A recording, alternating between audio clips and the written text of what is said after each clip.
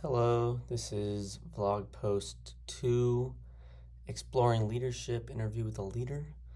Um, for my interview, I interviewed my grandpa, my grandpa on my mom's side. Um, so my grandpa has had a couple different jobs throughout his life. He has worked at Valmont as a couple different things. He was the lead person in machine group, and then he became foreman, and then he worked his way up to like after his boss retired, he took that role, and then eventually worked his way up to facility manager.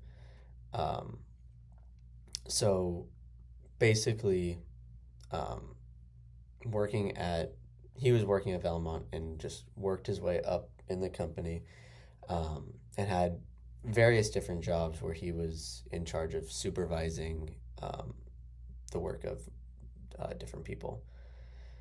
Um, so yeah, a couple things from his from the interview I did with him. Um, a challenge that he faced. Um, One challenge he talked about was not being supported from above. Um, So like if they were to have a project that they need to get done, or they have a task they need completed, um, there would be times where he needs certain things, but um, the people like the higher ups wouldn't give him the resources necessary to do the work that he needs to get done. Um, and one way he said that he would communicate this, or that he would solve this challenge or get over this challenge, um, was by communicating. Was a big part of what he said. Talking to those higher ups, excuse me. He said create a dialogue. So not just like talk to them once, but keep going back and forth with them and explain to them why something's not possible, and really just stick up for yourself.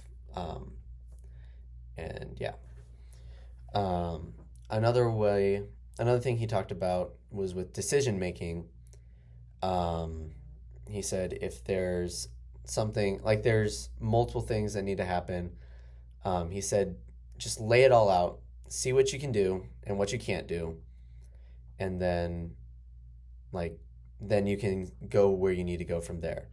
For instance, like there might be a lot of um, things going on, and a lot of things that like the example he gave was like if the people who he's in charge of need different things, um, and he needs to pick like which things that they're going to do out of all of that list.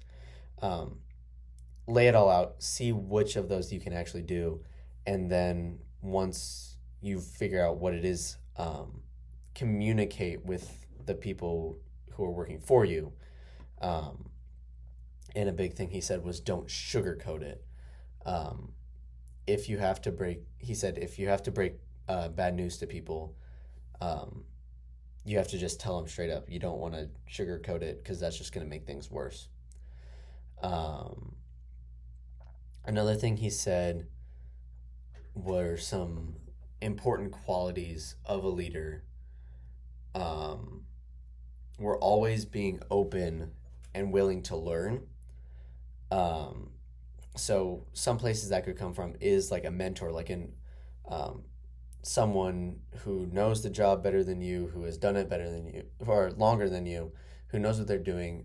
Being able to listen to that type of person and say like, you know what you're doing. I'm gonna listen to you, and like be willing to be taught and learn those invaluable skills from people who know. Um, but the other side, to that kind of advice, the being open to learn, is being open to listen to the people who are beneath you, um,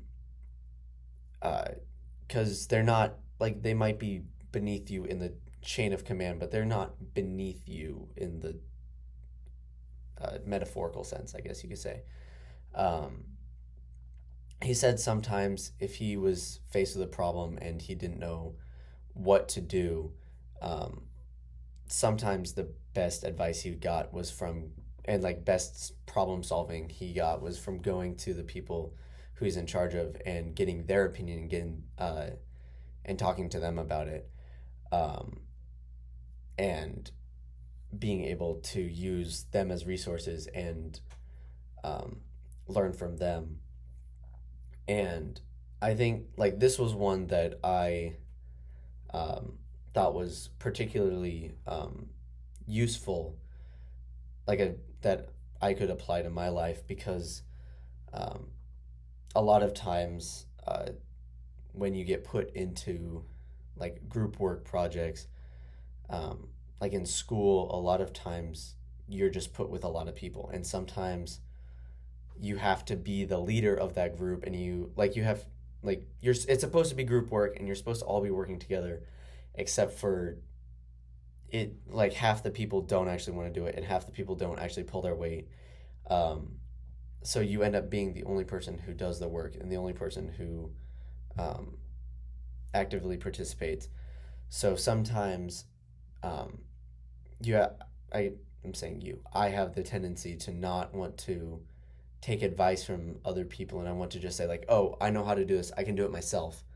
um, and but being able to recognize that people, like, just because you're the leader and just because you might know these things doesn't mean you know all of it.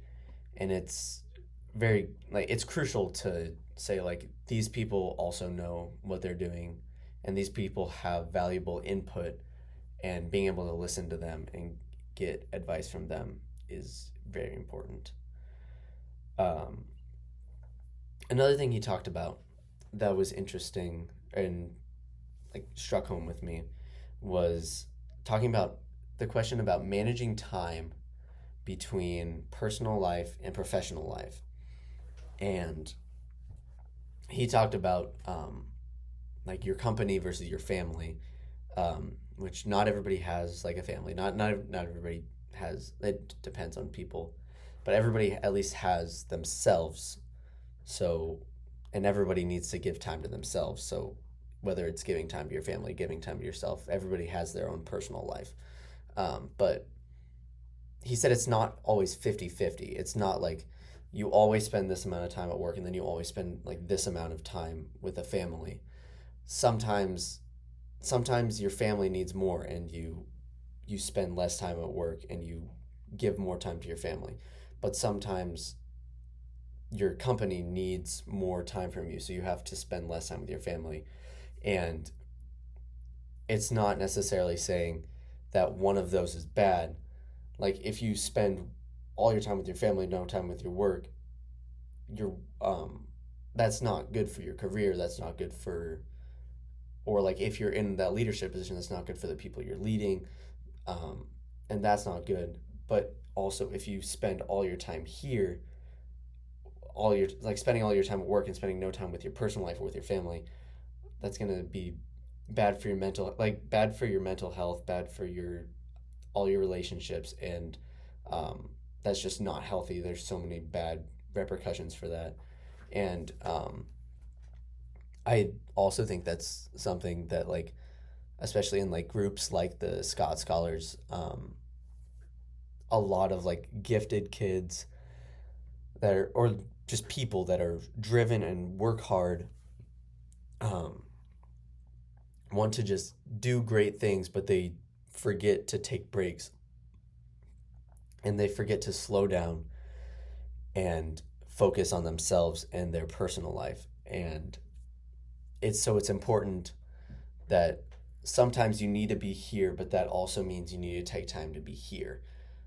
Um, if you work here all the time, you're just working. You don't have a life. You need to be here too, um, which was something that a point that I enjoyed that he made. Um, and then the last thing, some a key value that he talked about was very simple. We've all heard it before. Treat others the way you want to be treated. Um, I mentioned that in one of the other points, um, he it was overlying theme, so I don't remember exactly which one I mentioned it in. But he said, "You're not like you want to be treated the same way all of the people that you're in charge of are. Like, if you want to have like good working conditions, so does this person. If you want to be treated with this respect, so does the person that you're under. So it's important to give, like, if you're asking for the respect of a certain people so that you're able to lead them, it's important that you give that same level of respect back to them." And yeah, that is on my interview with my grandpa.